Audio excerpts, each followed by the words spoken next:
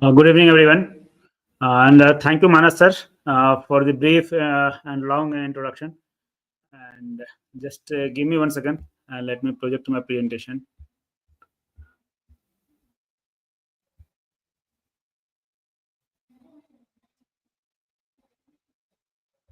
Sir, slides are visible to you?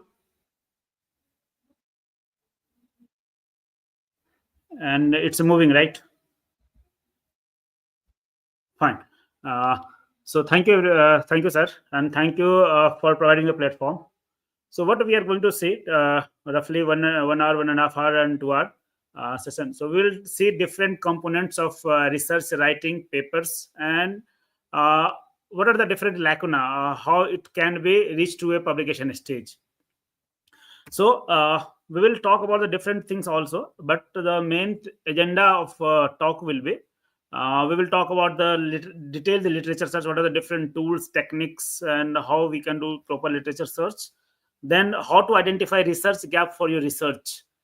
And then we will talk about the framing and formulation of hypothesis, research objectives, and ultimately how a good title of your work or research paper will be there. Because whenever you are going to submit your paper, the first thing come in front of the reviewer or the reader. It is your title of your work or the abstract. So we will talk about abstract also later on. So first thing is, what is exactly research?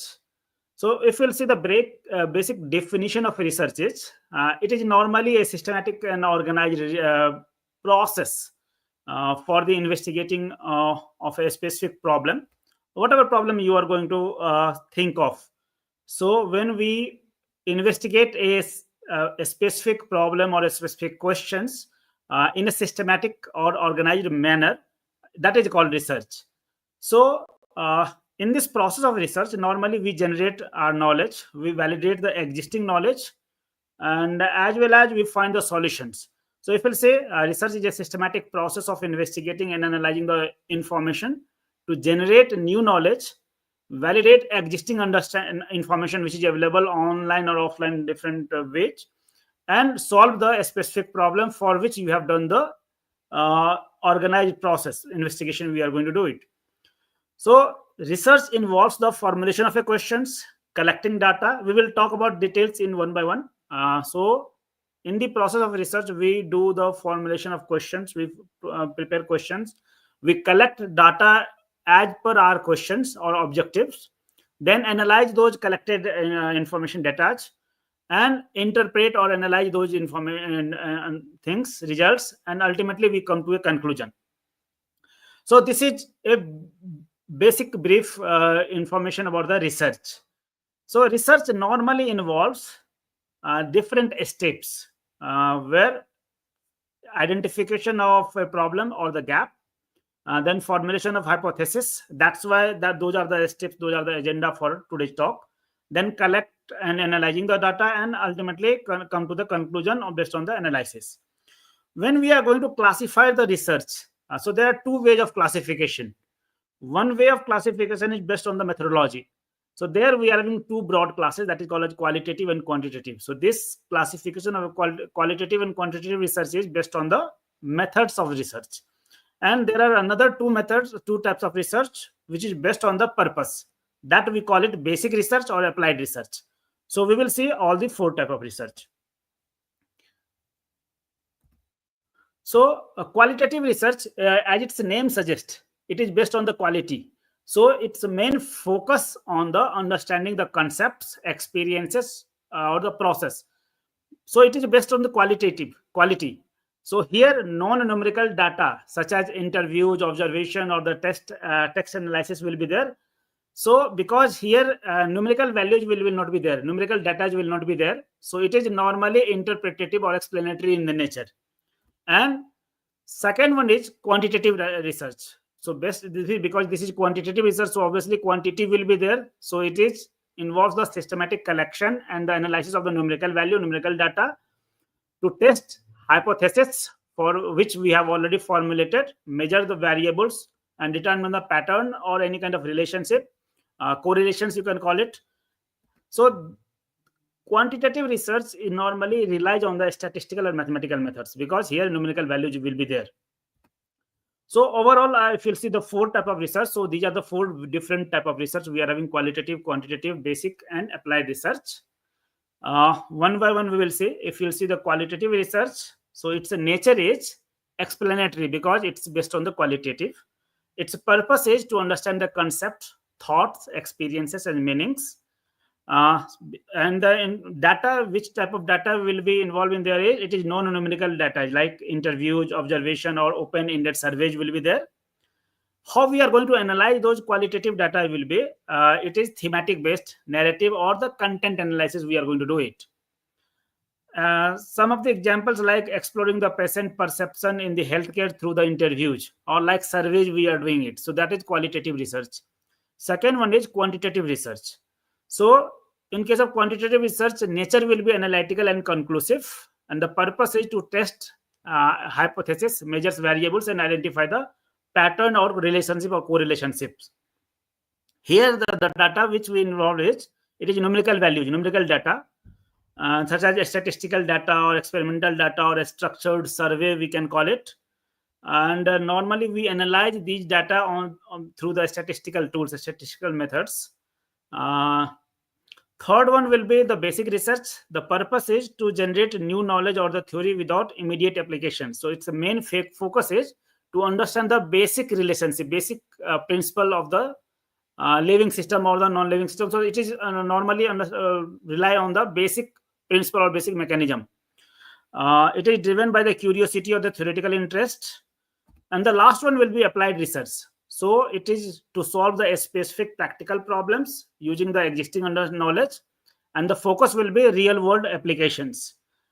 In this case, it is normally driven by the requirement, societal demand, applications, requirement, customers' demands.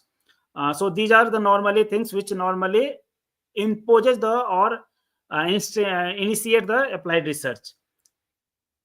So these are the four different type of research we are having.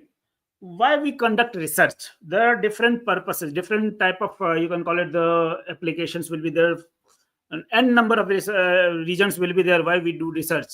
So here I have 13 or 14 different type of you can call it the way, different type of regions why we do research. First one is to advance our knowledge. So normally we do research, it helps us to expand our understanding or the knowledge in the surrounding, in the world which is going around us, and it normally uncovers the new fact, new theories, and new insights which contribute to the growth of our or the researchers' knowledge and intellectual development. Second is solving problem or addressing issues. So normally research is often driven by the desire to find solution of a real world. Like during COVID, you might have seen, because that time it was our demand, it was a requirement to find a treatment or the management strategy for the COVID viruses. So it is normally desire or to find solution of a real world problem. Third one is the testing hypothesis or the theories. So normally researchers test hypothesis or theory through empirical studies to validate or refute their assumptions. This process normally helps to build more robust or reliable body of the understanding or the knowledge. Fourth one is the supporting evidence-based decision making. There are some specific sectors where we require evidence-based systems, evidence-based process, like policymakers, Government, like policymakers means in case of our same things is governments, or who are going to make policies. So policymakers or the businesses or the normally different organizations it trust on the research findings to make informed based on the evidence based decisions. So research provides data and insights that can guide the development of the effective policy and strategy. Then promoting innovation or the creativity. So research also fosters the innovation by encouraging the exploration of the new ideas or new possibilities. It serves as the catalyst, or you can call it the normally initiate a different kind of desires or to understand certain things. Then it helps us into the contributing to the academic discourse. Like academic research enriches the discourse within the various disciplines or contribute into the academic communities collective to collective understandings, improving the human health, medical and any kind of related health related to pharmacy, medical, applied sciences, applied medical sciences. Research in these fields particular plays a vital role in the advancing healthcare practices, developing new treatment, new strategies, new kind of medicines. Research in this field directly impact human health and well-being. Then preserving the cultural heritages, specifically in some sectors, like some subjects like history, you can call it anthropology, you can call it archaeology, you can call it, or social sciences, you can call it. Their research is also focused towards the preserving of the human culture or understanding the cultural heritage and the history of human civilizations. Then enrichment of the education and the learning. Research also helps in the education informs and development of the teaching methods, curriculum designs, learning strategies, learning leading to the improvement educational outcomes. Then it also research is supporting to the informed technology development. Like research drives the technological advancement leading to the creation and innovation of products, services, different kind of method development, you can call it. Then validating the existing knowledge. So normally you can call it the replication of the research or replication studies, you can call it validation of the research we do. It helps us to ensure the reliability and the validity of the previous findings, understandings. And the last one will be the predicting and preparing for the futures. So research can provide the valuable insight into the future trends, challenges, and opportunities. So these are overall the different regions. It not necessary that every region will be applicable on everyone. There might be few regions is going to apply on the me, and few regions will be applicable on your research. So overall, research is a fundamental process which that enriches our understanding of the world and empowers the evidence-based decision-making systems. Whatever the research we do, normally these research need to get published. So why we need to write research paper? One of the reason is whatever research we do, it should get published. Unpublished research does not have any value. If you do research and if your data, whatever information you have gathered, it is not going to be published in any places. It is a part of your laptop, desktop, or the pen drive or the notebook. It's of no use. It is waste of time, resource, and everything. So writing research papers serves several crucial purposes and plays a central role in the academic and the scientific communities. Some of the key reasons why we need to write research paper are given below. So again, there are a number of reasons, but all the reasons will not be applicable on everyone. So it helps in the contribution of the knowledge. Research paper normally contribute new knowledge and insight to the existing body of the literatures. Validation and transparency. Research papers provides a detailed account for the research processes, including data collection, analysis, and interpretations. Third is the peer review and quality assurance. So whenever we write research paper, it undergo through rigorous peer review systems. That is the normal way of, because nowadays a lot of predatory and cloned journals comes where peer review system is going to be nullified. It will be zero. No peer review system is there. But wherever journals will have peer review systems, peer review process and quality assurance will be there. So it undergo through a rigorous peer review system. So blind, double blind, single blind, and different kind of peer review systems. Right? Normally, that is the before publication. And this process normally ensures that the study meets the academic standard.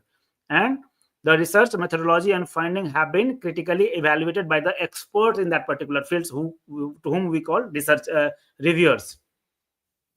Then it is academic requirement also. Writing research paper is a common requirement in academic institutions, like for graduation, post-graduation, or PhD. In many universities, different type of rules and regulations will be there. It helps students to develop critical thinking, analytical skills, and the writing skills, essential for their academic and professional growth. Then communication of the findings. So during experiment, during research, whatever information we have gathered, whatever things we have collected, so research paper helps us as a means of communication of those information to the scientific community or the academic community, you can call it. Then it supports evidence-based decisions. As already I've told you, different kind of sectors like policymakers, professionals, or the practitioners often rely on the research papers to make evidence-based decisions. So high quality research papers normally provides the credible information that influences policy and practices. It builds academic reputations. Publishing research paper is in reputable journals, which reputation based on the different kind of parameter matrices. So some other time we will talk about the different research matrices. So reputed journals enhances the credibility and the reputation of researchers and their institutions. And nowadays, many of the, you can call it the ranking and accreditation based on those publication process or research outcomes. Then documentation of the research. So research paper serves as the official record of the research conducted. Intellectual property protections. Publishing research paper establishes ownership of intellectual property right over the findings. This normally prevents others from using the research without the proper citation or proper attributions. Dissemination of the best practices. So research paper normally often highlight best practices and the successful interventions, providing valuable guidance. Achieving knowledge. Research papers are achieved in libraries, databases, online repositories, and different other libraries, you can call it, ensuring this preservation of the knowledge for future generations of researchers. And last one is the engaging in scientific dialogues. So research papers fostering scientific dialogues and debates. Other researchers may respond to the finding, leading to the further discussion and potential collaborations. So these are the different reasons why we publish papers. If someone is a PhD students, graduate, postgraduate, or PhD students, for them it is academic requirement or the different other things. For some other industry, it may be because of the documentation of the research or IPR protection. Someone is universities do research for the building academic reputation. So different regions are there. They are applicable on some of the person or some regions, but overall these are the different regions. So for literature, means when we start papers, so first thing is to do this proper literature search. And so what is exactly literature search is? So normally literature search is a process of identifying, retrieving, or analyzing the published research relevant to the particular topics of or research questions. So whatever you think, whatever topic you have, broad topic you are having, or whatever research questions you have in your mind, so related to those research topic, research questions, you normally try to find different kind of article, different kind of published paper. So identify, retrieve, and analyzing the published research in related to those things. These literature search normally helps researchers to understand the current state of knowledge in that particular on that particular topic, and avoid duplication and identify the research gap in the field. Research gap is whatever exactly we have done and the things which is left, which has not been done, that is called as research gap. So literature search normally helps us into the finding the identify the research gaps. As much as literature search we will do, we can find that much better research gap, so our questions will be that much good. So overall, in general, there are two different terms we are going to use it. One is literature review and one is literature search, and both terms are differently. So literature search is a process of seeking out and identify the existing literature related to the topic and questions of interest. So literature search is a process, and whatever literature review is the organized synthesis of the information found during this process. So during literature, after the literature search, how we are going to organize those informations, that is our literature review. So literature search is the act of collecting relevant researches, and literature review is the process of evaluating and interpreting the collected information. So hope you have understand the basic difference between literature search and literature review. Then once we are going to talk about, once we have done the literature search, so these are the different steps for the literature search. If we will talk in the details, so roughly this will take 1 hour, 1.5 hour, proper literature search and all the things.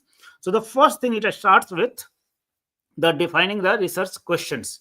So this normally clearly articulate what you are exactly trying to identify, trying to investigate. So a well-defined research question sets to formulations of a effective literature search. How we do it? So it starts with the broad area of interest, then narrow it down to something specific, and for that one we are going to use different kind of frameworks like PICO. What is PICO? PICO is population, intervention, comparison, and outcomes. Or some other framework is like SPICE, that is setting, perspective, intervention, comparison, or evaluation. So different kind of framework we use for the during the research question definitions. Second one is brainstorm the keywords. So normally gather terms, synonyms, or subject heading related to the topics. So in this case, we generate a list of key terms, synonyms, or common looking terms, related phrases, and represent your topics. These will normally use to build your research strategy. And how we do it? So break your research question into the main concepts. Think of synonyms, related terms, plural or singular, different kind of versions, acronyms, you can call it alternate spellings. And for this one, we normally use the two different tools like MES database or biomedical topics. MES is, if you'll go to the NCBI database, you can find the different MES words, MES terms. Third one is create a search strategy. So normally it decides to search terms or limits, you will find the relevant topics. So in this case, we are going to use different kind of Boolean operators. You can, if you do the different literature search in the different search tools, you can see automatically it takes different kind of Boolean operators like and, or, not. These are having different meanings. Like wherever and will be used, it is narrowing your, it connects the different concepts. Where or word or word will be used, it will be broaden your, it connects the synonyms. And when not will be used, it normally excluding, so it filtering the unwanted terms. Then fourth one will be select a database. So there are different type of database for different kind of literature searches. So choose appropriate academic database based on your research domains to ensure comprehensive coverage of relevant literatures. Like if I want to do research into the health sector or the biomedical sectors, I will select some of the database like PubMed's, Cochrane Library, Embase, Sinal. If you want to do in the basic science and the tech, then you can go for Scopus, Web of Science, IEEE Explores. For social sciences, we are having PsycInfo, JSTOR, Sociological Abstract. So these are the different databases like Google Scholar, ProQuest, and EBSCOhost. These are the multidisciplinary. So you can select the appropriate database for your literature search as per your questions or as per your field. Then we are going to conduct the search. So run your search using the planned strategy and begin collecting literatures. So I don't know in your institutions have different kind of subscription or not, but depending on the subscription, different databases will give you the informations. You can use different kind of filters when you will do the searches, like year-wise filter, you can use it, language-wise filter, you can use it, relevancy-wise filter, you can use it. So different type of filter you can use it. And whatever information you have collected, those information, those papers, those articles, you can transfer into the different citation managers like Zotero, EndNote, Mendeley, whatever you are going to use it. So you can export those search history or into the different kind of tools and techniques, tools you are going to use it. Then we are going to evaluate and refine your searches. So critically evaluate whatever information you have gathered. And ensure the relevant and different search strategy. And after that analysis, we are going to identify the gap and unexpected trends. So ultimately, we can able to understand that where is lacuna is there, where research has not been conducted, or which can be done, which can fill the gaps. So these are the different steps for literature search. So different sources of literatures. Basically, we are going to classify literatures onto three different categories: primary, secondary, and tertiary. So if we'll say primary literatures are like original research articles, case studies, case series, short communication letters, where exactly the experimental data, experimental informations are associated or we are publishing. So those are primary literatures, which refers to the article that requires the original research. Then we are having secondary literature searches, which normally does not contains information from the our experimental data, but these are the mainly based on the primary literatures. So already published papers we take, we analyze, we summarize, and then we publish it. That is called as secondary literatures, like mini reviews, meta reviews, editorials, leadership, perspective, opinion, commentary. And third one is comes, that is tertiary literatures, which is mainly based on the primary and secondary literatures like encyclopedia and databases. So whenever we do literature searches, so we use all three different type of databases, all three different kind of literatures we analyze it: primary, secondary, or tertiary, and then ultimately we come to the conclusion. So there are some tips to conduct the literature searches. Be systematic, thorough, and rigorous. As much as thoroughly you will do the literature search, as much as rigorously you will do the literature search, you will be able to find research gap in that efficiently. Use different kind of keywords instead of full sentences. Use quotation marks for the search of exact terms, exact matches. I will come how Google can give you a best result. Different kind of specific notations you can use it, and you will find the exact information what exactly you are searching it. So if you want to search exact information, use the quotation marks before your search terms or search keywords. Then you can add years also in your search, so that you can find the information of a specific years or within the specific years. And whenever you do search, save your search for future applications. Which search engine normally we use? So if nowadays Google is the synonyms of the search. So whenever we call it search something, we normally do the Google these terms, and so Google is synonymous to the search tools.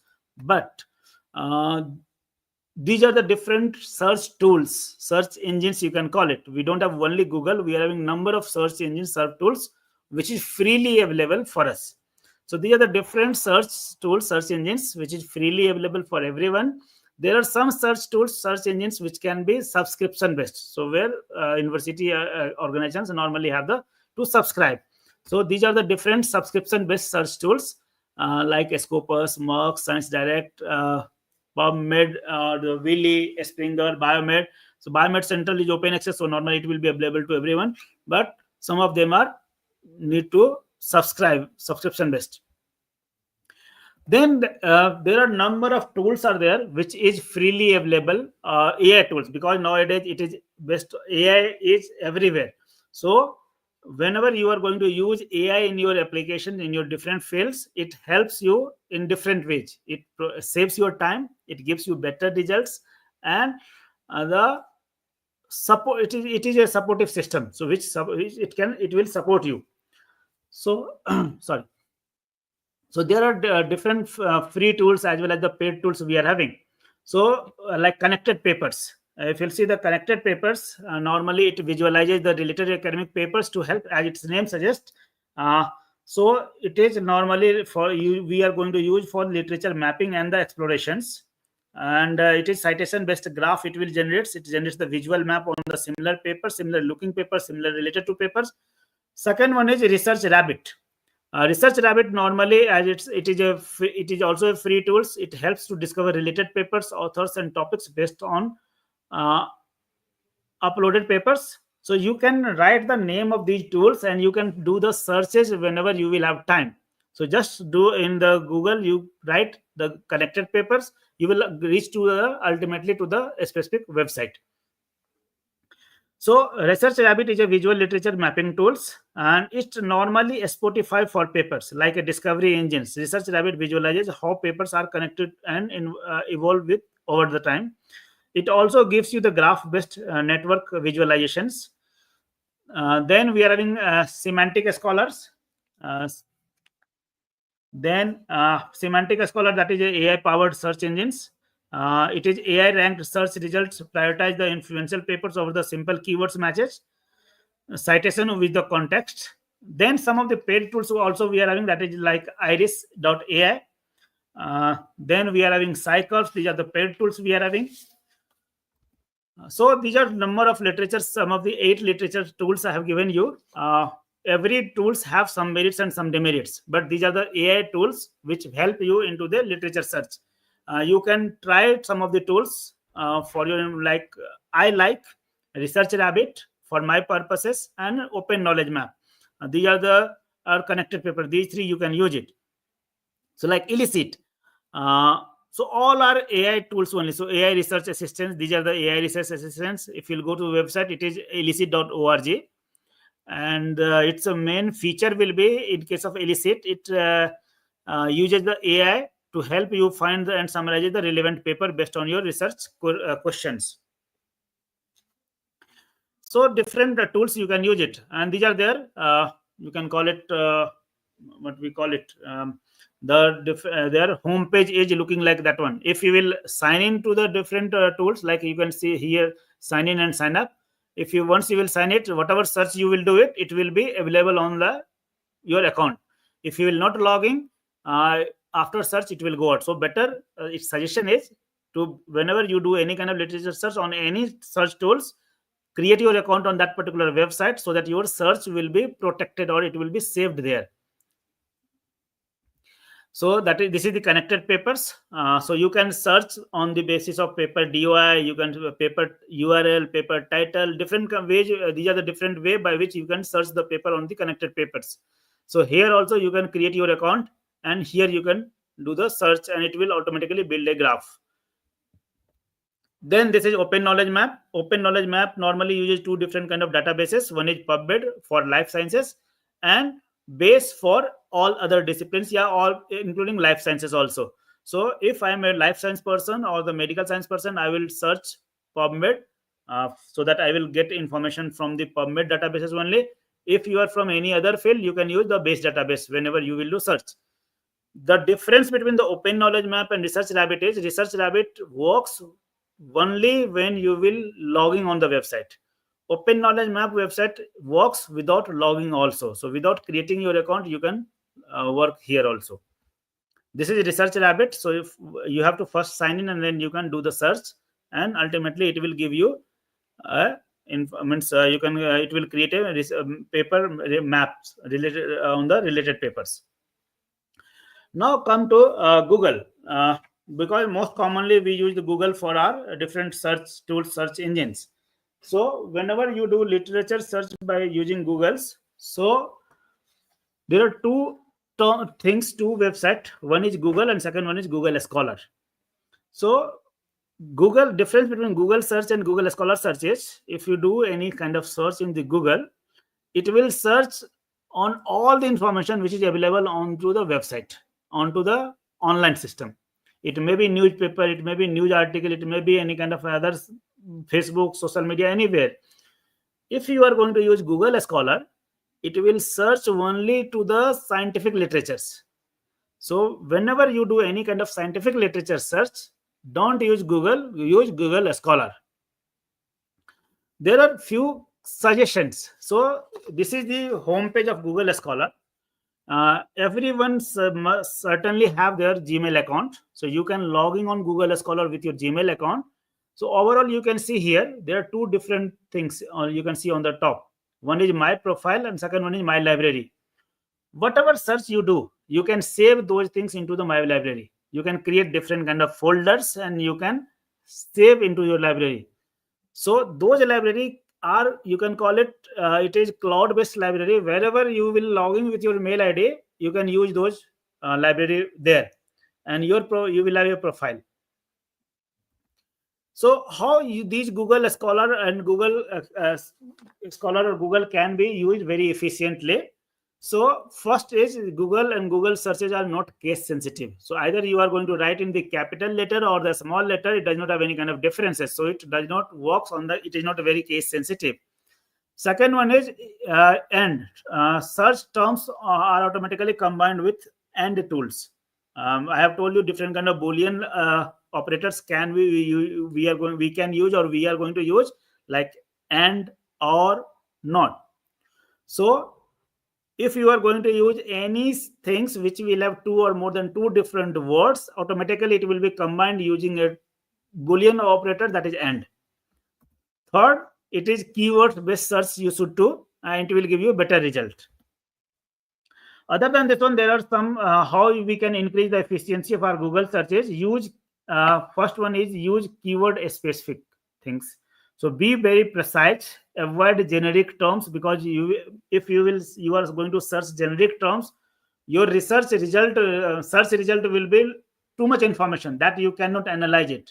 So you have to narrow it down. So to narrow it your search result, you should be using a specific keywords. So be precise. Include relevant names, dates, or file types if required. Using quotation marks to exact searches, like best restaurant in the New York City. If you want to search, if we will use without quotation marks, so it will give you information on the restaurant also. It will give you on information on the cities also. It will give you information on the New York City also. But if you are going to use this terms into this sentence into the quotation marks, you will get only information on the best restaurant which is present in the New York City. So whenever you want to search exact things, use quotation marks. If you want to avoid certain things in your searches, avoid any website from your search results, so you can use minus sign to exclude those specific terms or specific website from your search results. Like if I am going to search healthy recipe minus Pinterest, so I will get information from all the website except Pinterest. Then you can utilize the site operators to search within the specific websites. Like if I want to search Albert Einstein information only from the wikipedia.org, so I can use site wikipedia.org Albert Einstein. So I will get information only from this particular website. Use the file type operator to search or a specific file type. Like I want sometime I require only PDF, sometime I require only PowerPoint, sometime I require only doc file. So if you want any information, you can use file type dot particular, either PDF or doc or PPT. So put your search terms which you want to search and then file type. So you will get only those type of file during your search.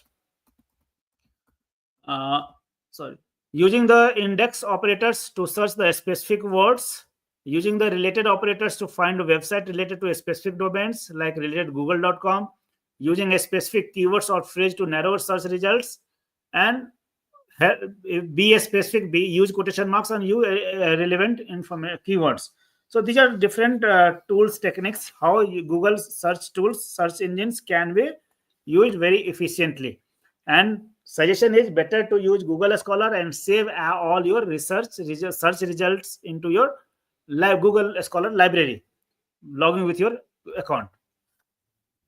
So this was related to literature search or search different search tools. Now come to the research gap. So how we are going to identify a research gap? First, what is research gap? A research gap normally refers to an unexplored or unexplored idea in existing literatures which further study is required, which is unexplored, which has not been solved till today. So it normally represents the unanswered question, unaddressed issue, or contradictions in current researches. So it helps you to identify a research gap is crucial because it helps to researchers to contribute novel finding to ensure their works in relevant and impactful. There are how to identify a research gap. What are the different strategy to identify research gap? So there are a number of strategies how research gap can be identified.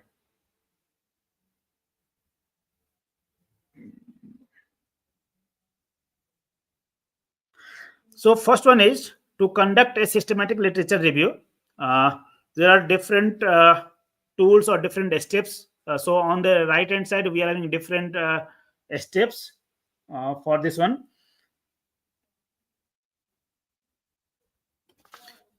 Just 1 second.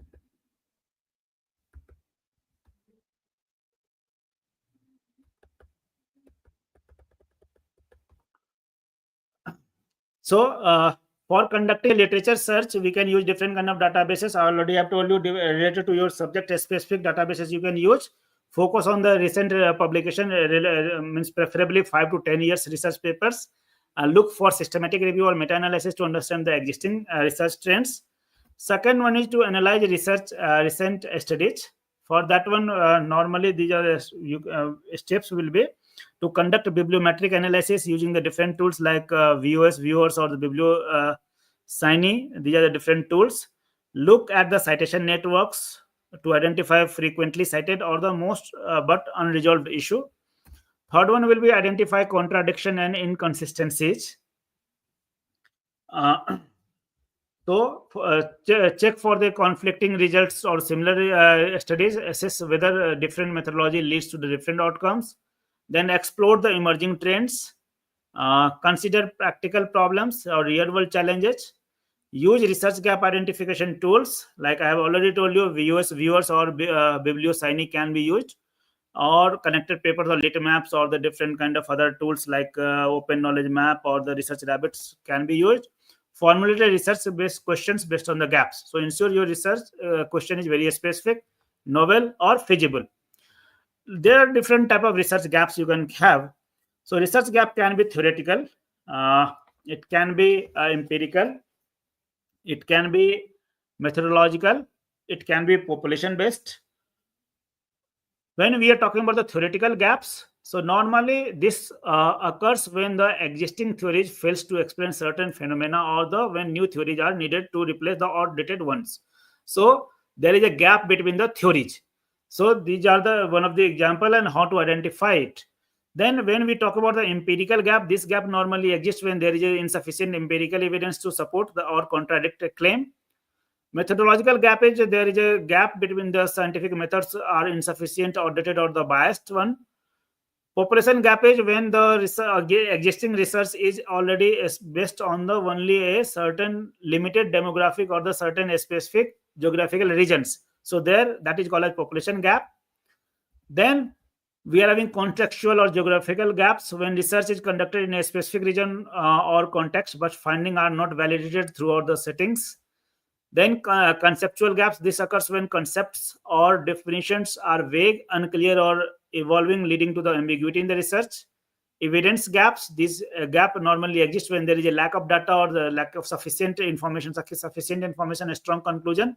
And the last one is a practical or application gap, when research findings exist but are not applicable in the real world settings. So these are the different examples, and how we can do different kind of, these are the different kind of literature gaps can be done. These research gaps, once a gap is going to be identified, it develops a research question that should be novel. Like novel means it has not been studied before or approaches a topic from a unique angles. It should be feasible. It can be studied and available resources and methodologies. You cannot have a research gap, or you cannot take a method which is not available. For that one, you have to fight a number of different, you have to do different kind of other struggle a different way. So it should be feasible. It should be studied. It can be studied, or it will be available with the available resources or infrastructures. Then it should be impactful also, means it is going to address a real world problem or contribute significantly into the society or the field. So pro tip is use the finer criteria. Finer means it should be feasible, it should be interesting, it should be novel, it should be ethical, and it should be relevant to assess your research questions. So whenever you are going to have a research gap, use these criteria like finer criteria. So it should be feasible, interesting, novel, ethical, and relevant. Now, how to frame a hypothesis? What is hypothesis is? So research hypothesis is a testable statement predicting the relationship between the two or more variables. So it normally provides the direction for scientific inquiry and helps to validate the research findings. The key features for the research hypothesis is it should be very specific, it should be measurable, it should be testable, so that hypothesis can be tested based on the existing understanding, existing knowledge. Like regular exercise reduces stress level in the adults. This is one of the example. Why research hypothesis is important in the research is it guides the research design and the methodology. It provides a clear focus for the research collection and research data collection and the analysis. It helps in the testing theories and advancing scientific knowledge, and it assists in the deriving conclusions based on the empirical evidences. So that's why research hypothesis is important. If you don't have research hypothesis, you will not lead to any conclusion. So research will be unconclusive. So there are 4 different type of research hypotheses. First hypothesis is null hypothesis. Null hypothesis means denote it by H0, and if there is no significant effect or no relationship exists, it is called as null hypothesis. Like there is no relationship, no significant relationship between the screen time and the sleep quality. Second one is alternative hypothesis, that is normally denoted by H1. It normally suggests a very significant or impactful effect or relationship, like increased screen time reduces sleep quality. In the first case, you can see there is no significance, so that is null hypothesis will be there. In second case, there is a specific relationship like screen time. If you are having more screen time, it reduces sleep quality. Third one is directional hypothesis, which normally predict relationship in a specific direction, a specific way, a specific side, like higher caffeine intake leads to a lower sleep durations. And fourth one is non-directional, which suggests a relationship but does not lead to any kind of direction, any kind of way. So like caffeine intake affects the sleep duration, but affect in the positive side, it increases or decreases, that is not come into the topic. So there are 4 different type of research hypotheses we can have. How we can formulate these research hypotheses are to first identify the research problems. So what exactly you are going to investigate. Then review the existing literatures, what already has been done, which is available onto the different offline online tools. Determine the variables. So define independent, which can be causative, or dependent, which is the effective variables. Make it testable, so it can be verified through the experiment or the data collection and data which you can be analyzed. And write it is in a clear and very concise manner. So ensure clarity and precision into your hypothesis. So like if you'll see the example, first example is research question is, does social media usage affects academic performance? If hypothesis for this research question is excessive social media usage negatively impact academic performance, so it will be testable. What exactly you are going to test it? What will be the variable? What will be the non-variable? What is the dependent variable? What is the independent variable? So every information you will get from your hypothesis. How we are going to test those hypotheses? So there are 4 different steps, like experimental design. So conduct the controlled experiment to test the hypothesis. Data collections, collect evidence-based survey, interview, observation, or the experiments. Analyze those informations, whatever you have collected, into the second step through a statistical or non-statistical tool.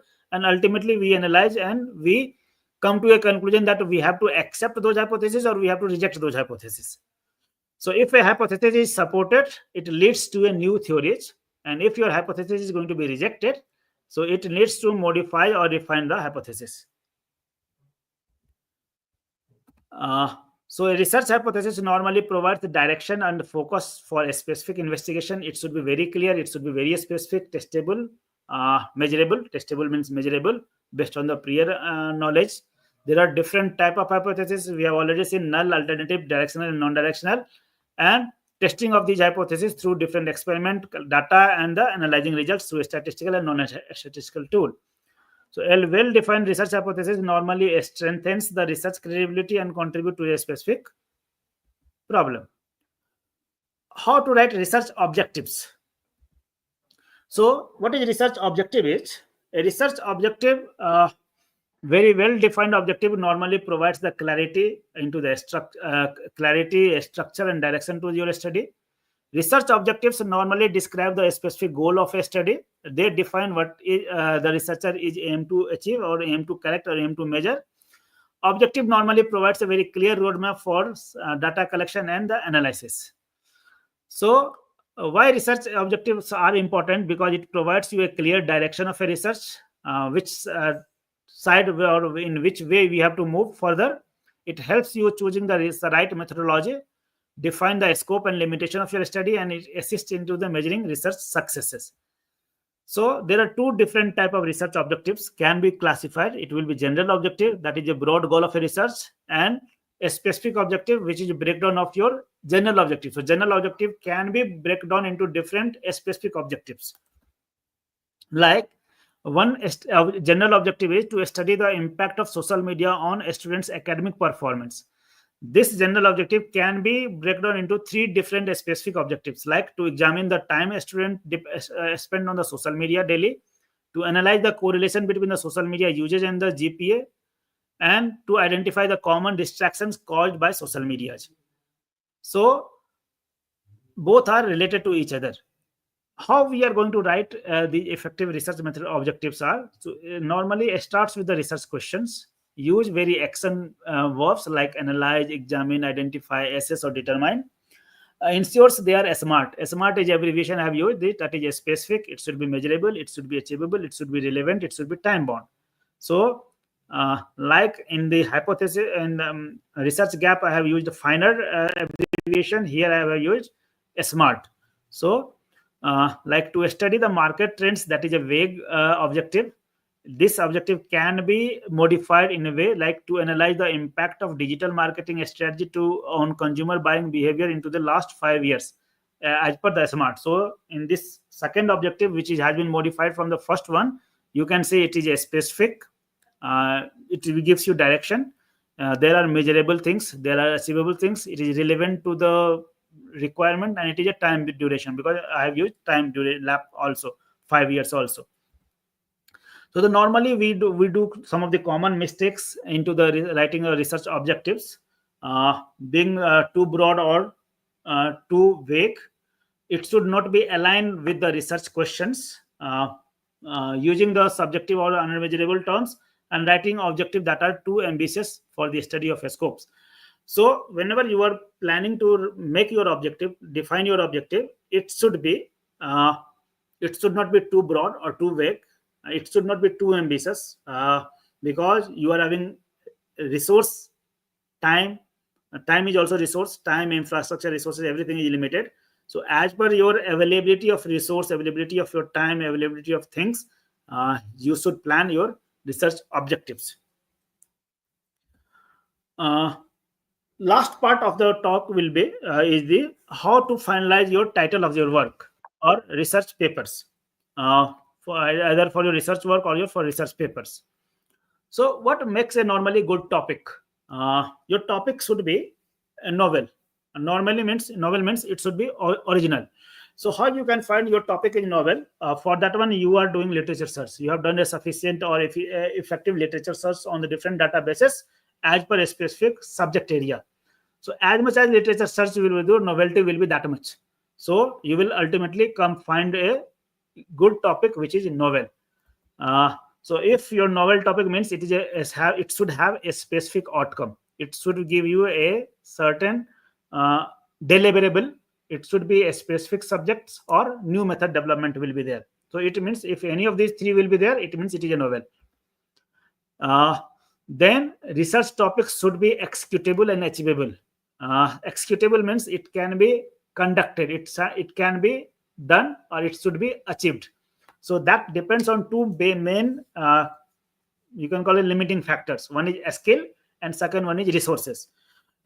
Skill means either it will be your skill, your colleague's skill, your supervisor's skill. Otherwise nowadays we are going to use different other institutional skills also. So we take help from some other organizations, some other institutions. And second one is resources, infrastructure available into your organization or your institution or your surrounding institutions. should fit into the context of the existing research. Make sure nobody else has already done it, because once you are going to conduct a research, you have done a literature search, but if you have not done a proper literature search, means not well literature search, you will most of the men, if some person is already doing research on this particular area, so you have to nullify those things. So make sure that no one else is doing on your research topic. So your topic will be novel for minimum 2 to 3 4 years. So during your PhD or till you are going to come to a conclusion of your research. Learn from others' methods and why your research matters for a society, for the government, or for your organizations. And last is, it should be usable for society and policymakers. So these are the different things which makes your topic a good topic. Whenever you are writing your research paper title or the research title, there are certain do's, like keep your title very brief and clear. Use active verbs as much as possible into the title. Keep the title length is 10 to 12 words. It should not be sentence based. It should not be too lengthy. Use keywords, specific keywords in the title. There are specific reasons why I'm talking about those keywords, because whenever someone is searching, like when I do literature search, I search some keywords based search only. So if you are in your title will have a specific keywords, so when someone will search using those keywords, your paper, your article, or your research will come in front of him. So people will read your paper, people will read your article, people will show interest in your work. So it will give you impact, it will give you visibility. It normally increases your reputations. So don't write lengthy titles, use unnecessary details into the title, use lesser known abbreviations into the title, or use complex phrases. So these things should be avoided into the titles. Like if you'll see what is literature search, means whenever we are doing the title, so it is the first thing that the journal editors and reviewers see when they look at your paper. So when you submit your paper into the different journals, so the first thing which comes in front of the reviewers or editors or the readers is your title. And then if they will be interested in the title, then abstract comes. So title should be very eye-catchy. So there are few conditions I have made it here. It is the only things that fellow researchers will see into the search engine query. Like I have 4 important criteria I mentioned here. Is first one is, does it predict the content? Is it eye-catchy? Or is it concise? Are the keywords included? So if your title have all the answer into the yes, your title is a good title. If any of the answer is in no, you should change those titles. You should reframe those titles. Like I have 3 different examples here. Like first example is, quantitative effect of yoga on cardiovascular stress management in 50% of essential hypertension. So does it predict the content? If you read this title, you will understand what are the different information this paper will have. So it content is yes, but it is eye catchy. No, it is not very eye catchy because it is too broad.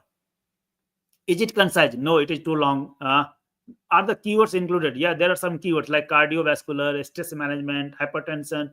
These are the quantitative data effect. So these are certain keywords that is included in the paper. But if you'll see in this title, there are 2 no's are there. So certainly this is a not good title. Same thing can be reframed into the manner like yoga guru in essential hypertension. So is it predict the content? No. By this reading this second title, you will not understand what are the different information this paper is having. So it does not. This title does not give you information that what type of information you will get from this paper. Is it catchy? Because there are certain specific terms like a yoga guru has been used, so it looks certain innovative things. Is it concise? Is it keywords included? No. So again, there are number of no's are there. So this is not a good title. Third, for the same title, third thing is paradigm shift in the management of hypertension, quantitative effect of yoga. So does it give you information what the content, what the paper will have? Yes. Is it eye catchy? Yes. Is it concise? Is it yes, because it is not too lengthy? and are the keywords included, like quantitative effect, hypertension, paradigm shift management has been included. So in this case, third case, we have all the 4 yes is there. So it means this is a good title. So you can similar things you can use for your titles also. Titles should identify the main issue of the paper, should be concise but also accurate, unambiguous. It should not confuse the authors, confuse the readers. You give certain things into the title, but in the paper you don't have those informations. So it should be unambiguous, it should be specific, it should be complete. Should be professional language and avoid rarely used abbreviations, because normally you should avoid any kind of abbreviation if possible. But if not possible, then don't use a new kind of abbreviation or rarely used abbreviation, which is the common abbreviation that you can be used if required, and will attract the readers. If your title will be short, eye-catchy title, and better cited. That is on the basis of information. That means on the basis of literatures. That if your title is very short and catchy title, they are going to get better citations. So visibility will be more. Like if you'll see, first there are 3 different titles which was initially written, and these 3 titles has been revised in 3 different ways. Like first one is action of antibiotics on the bacteria. So this title has been modified in a better way so that it will be precise, eye-catchy, contains keywords like title is inhibition of growth of Mycobacterium tuberculosis by streptomycin. At the same time, second title is preliminary observation on the effect of the zinc element on the anti-corrosion of zinc plating layers. This original title has been modified and revised in a manner like effect of zinc on anti-corrosion of zinc plating layers. Third one is fabrication of carbon CDS coaxial nanofibers displaying optical and electrical properties via electrospinning carbons. This is modified into the manner like electrospinning of carbon CDS coaxial nanofibers with optical and electrical properties.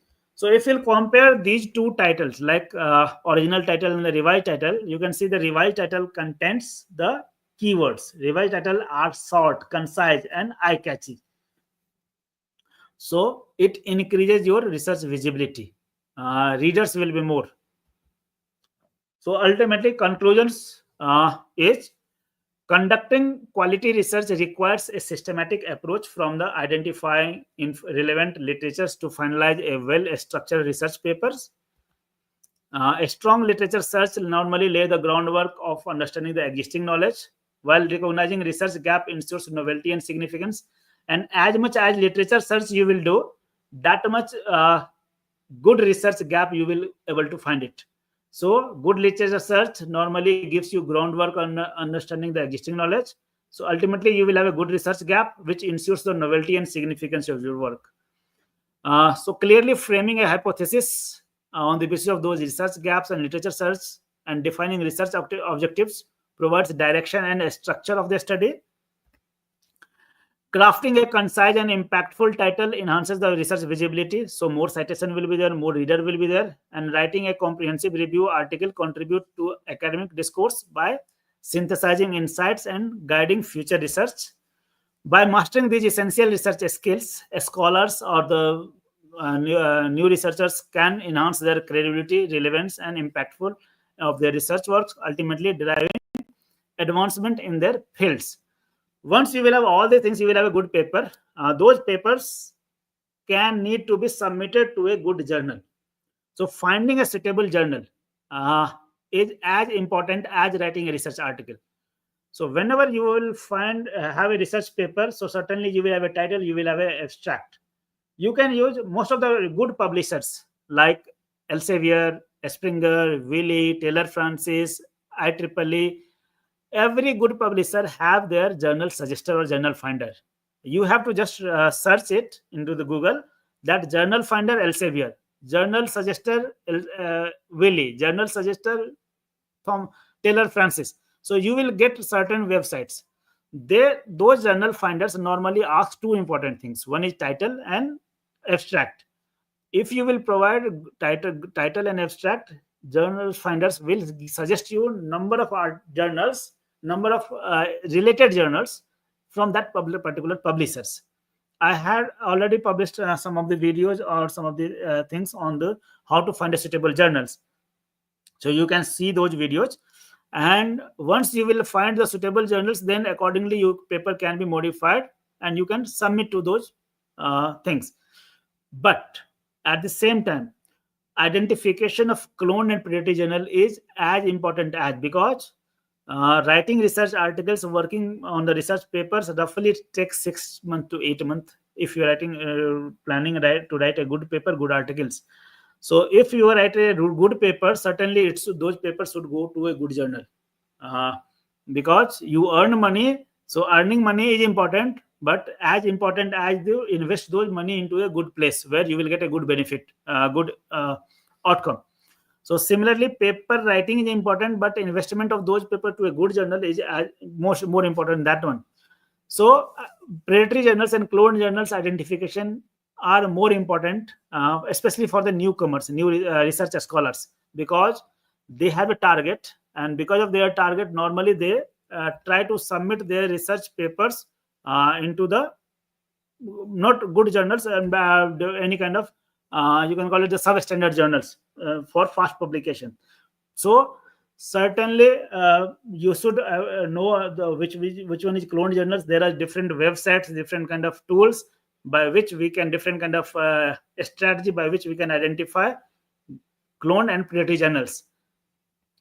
So this is all about from my side. If you have any kind of questions, you can ask me. I will be happy to uh, give you.